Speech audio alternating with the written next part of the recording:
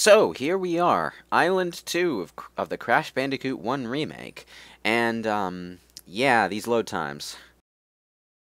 Some people say nothing will ever top Wrath of Cortex. No, it's still not Wrath of Cortex. Oh, they get upward to 20 seconds sometimes. It's a pain in the ass. Granted, I am playing on the vanilla PS4. Keep in mind. So. And the Wrath of Cortex load time comparisons are more for the original release of the PS2 version. Yeah, that's a thing. If you're playing it on the GameCube or Xbox version, you don't know what everyone's talking about. Yeah, unfortunately, I couldn't find Xbox versions of any Crash game. So while I was at the conventions, like they're so hard to find for some reason. It's almost like nobody played anything on the original Xbox. Not true. People played Halo. Oh, wow. Wow. You know, it's actually a shame because apart from the weird-ass controller layout, the Xbox One is a really good console. But... You mean the original Xbox, right? Yeah. The Xbox is a really good console. I really liked it. Actually, like, that copy of X-Men Legends that I got for it surprisingly had full widescreen compatibility, which is something like, I think only 3 games on the PlayStation 2 ever had. And by full widescreen compatibility, I mean it displays on a widescreen the same way a PlayStation 3 or something would, as opposed to just having a widescreen mode in game that you have to set your TV to stretch in order to use. Which is ugly. Yeah. But back to Crash Bandicoot, or as we're watching on screen, the Coco Bandicoot Adventures. These river levels used to give me so much goddamn trouble as a kid. What was it about them? What is it about them? Yeah. What is it about them? This motherfucker. Look at this platforming, man. I was like 5. Come on. Well, I wasn't 5. I was more like 7. But it was like the dawn of 3D platforming. No one was used to maneuvering in 3D, and this was designed for a D-pad. Remember. By the way, which most of us still play it with. This part is a pain in the ass, and I have no idea how I figured it out when I was a kid. Well, they don't fix that for the remake. They keep those outlines invisible. They do slightly fix it. Game. They added those Wumpa Fruit to tell you to go back. And the Wumpa Fruit will pop back in even if you get them. They'll pop in when you get the exclamation point. So it's like, hey, there's something behind you, jerk ass. But that's the only hint they give you. And they have sprinkled in little hints and visual guides for certain parts of all the games that were a little bit weird. Like, the jetpack has a headlight now, so you can aim. Damn it. And for toxic waste, they added little marks on the ground so you can tell where the bouncing barrels are going to land, which makes the level one of the easiest ones in the game now. So that's a thing, but they didn't fundamentally change the design of any of the levels. They might have added little visual touches that are hard enough to notice that you might miss them, but which once you notice them, make certain parts of the game that were dickish a bit less of a pain in the ass. But the level designs themselves, down to the most insignificant box placement, pretty much untouched. Except for, I think, like, one exception. There's a checkpoint in the original Sunset Vista that was changed into a different box because it was redundant, because there was a bonus stage portal, like, right above it. So they changed it away from a checkpoint into something that would actually benefit the player. Well, I wanted to ask you guys, like, as the Insane Trilogy was announced and development was being shown, did you guys know anything about Vicarious Visions before? Nope. Insane Trilogy. Kind of like how no one knew anything about Naughty Dog before Crash Bandicoot. No, Vicarious Visions worked on some other stuff. I believe they did some of the Lego games, if I remember. They also did, I think, one of the handheld Crash games. Yeah, one of the terrible handheld Crash games, which no one seems to bring up when talking about them, but I think it was like the Crash Spyro mini-game collections. And that was so long ago, I think no one really but cared those to bring were it up. some really awful games. Like, I think they're trumped only by Boom Bang in terms of bad Crash Bandicoot games. Bada bing. Dear Lord, that was a dark age for this franchise.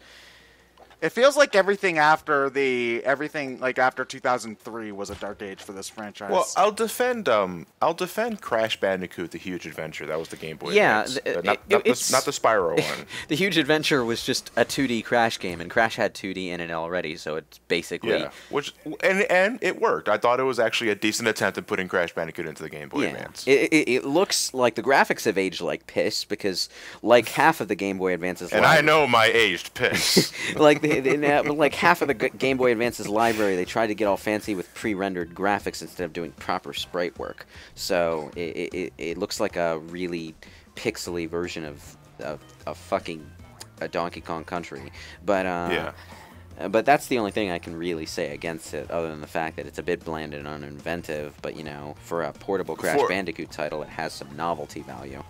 Yeah, for their resume, Crash Bandicoot-wise, they developed the Huge Adventure, Trance, the second Game Boy Advance game. They made the Spyro Cortex Conspiracy game. They made Crash Nitro Kart. Nitro Kart? Yeah. It's not a bad one. The not CTR. Yeah. There's I think there's like 2 kart games after CTR, and one of them is okay, but has a lot of arbitrary platforming sections that just make you wish you were playing a real Crash Bandicoot game, and the other one is... And they also made a shitload of Skylanders games. Yeah. Which Crash was in. Yes, he was, and I don't really like that Crash. Hey, I managed to beat Ripperoo without spending 10 years trying to get the timing right. That's a first. Now, it's interesting to note about Ripperoo's level design here. Well, I guess just say arena. Because one of the scrap levels of Crash Bandicoot 1 was a waterfall level where you start from the bottom and you go to the top. And the top of the waterfall level looks remarkably like the arena where you fight Ripperoo. So it was thought that before you fought Ripperoo, you actually climbed the waterfall first. Yeah, it looks like that place would be marked on the map between the upstream level and the waterfall. The level design in Crash Bandicoot 1 has a lot of implied continuity between level locations. Like, for example, the fact that there is a temple on Cortex's island is supposed to tell you that he just blithely built his castle on top of an ancient ruin. And that same ancient ruin is the one his space station crashes into to unlock Uka Uka's prison in Crash 3. So there's a bit of lore for you. Oh man, getting so deep. Yeah, and like the location he falls into at the beginning of Crash 2 is another scrapped Crash Bandicoot 1 level, I believe, called Acid Rain. This sort of cavern level with its own unique assets that only exists in the finished product as a hidden level in which there's a hallway and a platform to jump on and nothing else.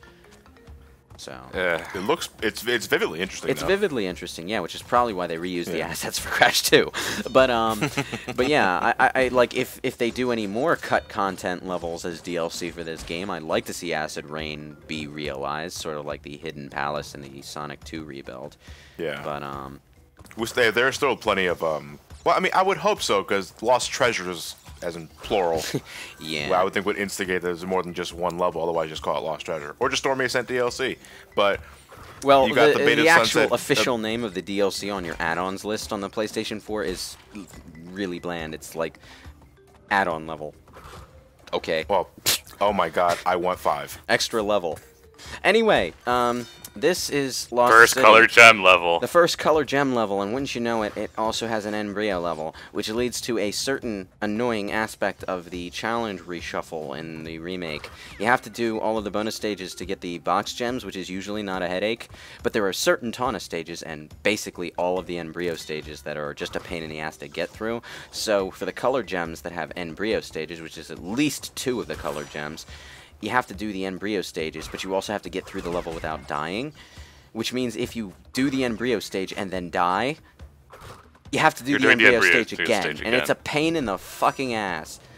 But thankfully you can die in the embryo stage and then it doesn't count. Yeah, so they're merciful like that at least. At the same time, though, this is the checkpoint that I was talking about. It is a little odd because in the original game, embryo stages were always meant to be that harder than normal bonus levels, so you can get extra lives. Yeah, so I think like every embryo stage has at least has exactly 6 extra lives that you can get, although you're probably not going to get all of them because they're in dickish locations.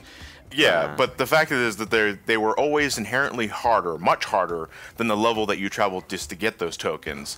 But so to now add them into the box tally kind of gives some levels an odd difficulty spike. Yeah. For new players specifically, I should stress, because we know what to expect as people who played this since the 90s. Oh, I don't know what to expect. Man, this level is so hard. We got a surprise I can't for feed you. it. Wow. I want to play something else. Oh, okay, I will. You should be starting with Crash 2, and then Crash 3, and then Crash 1 if you're feeling sadistic after all of that. But if you're feeling sadistic about the original Crash 1. Yeah, it's really weird because like even though I believe the Insane Trilogy to be like the definitive ways to play the games, like if Ted were still considering one of the original 3, I'd still tell him to start with Crash 2 or 3. Yeah. Because at the end of the day, Crash 1 is still Crash 1. Yeah. Yeah. Like base design and all. Fuck. That was you. Yeah, that was me. That was all me. Wait, why don't we have Ted record one of the games? Do you want to watch me play Crash? It would be the most embarrassing thing ever if we did. Next convention. Wouldn't it be funnier to watch me play an actually bad game though? Like, I mean, we do that every we do that at cons anyway. Here's what we do. Pikmin Next 2, convention, we force Ted to play Stormy Ascent. You don't even have to have a save file. You can get to it from Insanity Beach. There's a special warp point. Watch me get through it in my first try, just to... You're not getting through it on your first try. Oh, well, I don't... Screw you. I'm gonna make it happen. That flaming torch beneath the embryo thing. I never hit it. Like, it's a... But you always get paranoid anyway. Yeah, it's an easy jump to make, but that makes you nervous. Like, it really does. It's like, what's the catch here? What's your game? Anyway, Rio? the quirk of the embryo stages is that getting across the challenge will always get you all of the boxes, but the process of getting across the challenge is a really intricate jumping puzzle, and that's something that Crash Bandicoot 2 and 3 would do a lot to a less difficult but arguably more effective extent, is that one of the most interesting staples of Crash Bandicoot level design is having jumping puzzles that play on what all the different boxes do. And the challenge is to get all of the boxes without falling to your death or landing yourself in a situation where you can't get all of the boxes because you broke them in the wrong order. And the embryo stages are that taken to its logical extreme. So, in a way, I really love the embryo stages now that this game has actually forced me to bother with them. Especially... Well, you can also... Well, they're also not one and done. Yeah, yeah. And I like... I'm probably... People are really going to look at me funny when I say this, but I loved the embryo bonus stage in Stormy Ascent. It took me, like, 50 goddamn tries, but I loved it. Like, figuring that shit out on my own was great. That's embryo being an ultimate dick. Yeah, but, you know, it's not a badly designed challenge, though. In fact, nothing about Stormy Ascent except the very last jump of the level is badly designed. I would contest 2 other areas, but we'll get to that the area eventually. where you're going down the slides is also pretty dickish, but I didn't... Oh, not even that. I got used to that pretty quickly, but we'll save it for Stormy Ascent, because I'm pretty sure we got loads to say for that. Yeah, that's gonna take a while. It's a long level, so we'll have plenty of time to talk about it. This kind of shit in Tawna's bonus stages is what I was talking about. Yeah, just... Ugh. I mean, has anybody ever managed to get all 5 bounces on every single box individually? Is it even possible? I don't even know, man. But, you know, I'm not eager to try. Oh, he's nervous. Yep, he's... Ugh. Ooh. Ooh. And completed. And your girlfriend is not any more impressed. She has jiggle physics, I noticed. She has Bandicoot... So does Papu Papu. She has jiggle Bandicoot physics. Well, you know, boobs are inherently jiggly. Yeah, well, it's not not pronounced all here. boobs, John. It's not pronounced here, and, you know, if you're gonna get into, like, whether or not it's silly or obnoxious, even without animation, the original was kind of arguably more obnoxious, because in the Cortex ending, she's holding Crash Bandicoot up, and there's no animation to this, except Cortex, no, not Cortex, Crash would occasionally look at the camera and, you know, raise his fist, but that was about it. But, you know, she was squishing him up against her chest And it's like, okay, this was a game for kids in the 90s, I suppose. I mean, it fits the profile. I didn't think about that at all. I didn't think about it. Girl It's just a holding the quirk. Bandicoot up. It's like, Yeah. Tawna Bandicoot was the dumbest thing in that game, and what I like about the way they play up her personality in this game through her animations and expression is that, you know, they're not afraid to poke fun at it, you know? They make fun of that. And it works out really well. Like, the Great Hall ending is legitimately the funniest thing in the trilogy now. Even though it was, like, the blandest in the original version. But, Tawna Bandicoot, there's a bit of a misconception that I only recently disillusioned myself of when I was doing research for this playthrough. Yeah, I did research for a frickin' Crash Bandicoot playthrough, bite me. But, oh my god, commentary. But, like, the reason they cut her from the previous games wasn't because the soccer moms complained. It was because they had to tone her down for the original game. They wanted to make her look way sexier to give her that Jessica Rabbit appeal. I would argue she already had that, but... I believe the intention was Pamela Anderson with a brain. That's what they said. I'm failing Ouch. to notice where the brain comes in, the way she was presented in the original game. But they gave up trying to make her what they wanted because Sony told them to tone her down. And by tone her down, I mean instead of short shorts and a cleavage-bearing tank top, she wears short shorts and a T-shirt that's just as tight. So Is that really the thing though? Because in Crash Team Racing, we got the racing girls. That's what they said. That's what the developers admitted about it. So it feels really petty to me, but maybe their vision for Tawna was just that important to them. I don't know, but that's why they gave up on Tawna and just didn't include her in the later games. It's a very strange decision. Ow. That was some wonky collision detection. I spun that. Did you see that? I spun that skunk through the other skunk, and because it hadn't spawned in its hurt box, it didn't get killed. Oh, look at that. All right, seizure one. Darn you, Crash Bandicoot. Crash isn't even playing, though. Anyway, yeah, this is what the Coco. green gem gets you. 3 boxes lives. with extra lives, and there's no challenge to this. It's just a matter of playing through the same easy level again. So, that's not my favorite gem path, but the green gem does sort of redeem itself at the end of the game by giving you a path through castle machinery that allows you to skip the level and get, like, 50 fucking lives in the process. Makes it very easy to get that 99 live trophy. Yeah. Well, we're not going to see that gem path until after Stormy Ascent for obvious reasons. Oh, and you have to do that to get the box thing because they're in boxes. No, there are no boxes on that path. No, I'm talking about in this level. Oh yeah. In this level, you have to do that to get the box gem. To be fair, the rest of the gem paths in the game are much more interesting. Like the one in Great Gate is practically like an extra level at the end of the level. That's much harder than the level that came before it. It's a bit tedious playing through Great Gate to get through it. Once you get to it, it's actually a pretty fun challenge. And then there's like stuff like Road to Nowhere where you go to a side path that's a chunk of one of the ruins levels, and you have to do a box puzzle to get all the boxes over there. Quote unquote puzzle. Well, it's a puzzle in the sense that you kind of have to know when to spin a certain box, otherwise you're gonna miss it. And yeah, I did actually screw that up because I never actually did it before this recording. This is I should mention I've never 100%ed Crash Bandicoot before.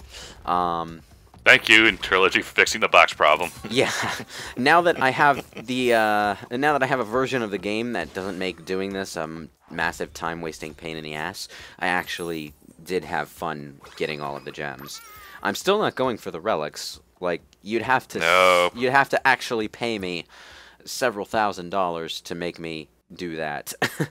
But We're making a GoFundMe page right now. Get Lewis to torture himself. And I think, just to wash my hands of that unpleasant prospect, I'm going to insert another Japanese Crash Bandicoot commercial here. Enjoy.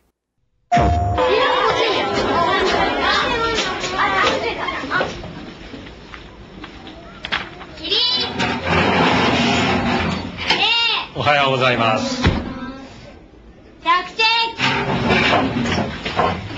今日は避難訓練です。ここからが A 班、ここからが B 班。先生、前が見えません。先生もみんなが見えないな。クラッシュ君すまんね。その代わりと言ってはなんだが A 班の班長はクラッシュ君だ。人の命がかかってるんだ。責任重大だぞ。では B 班は木村。嫌です。お願いします。嫌です。お願いします。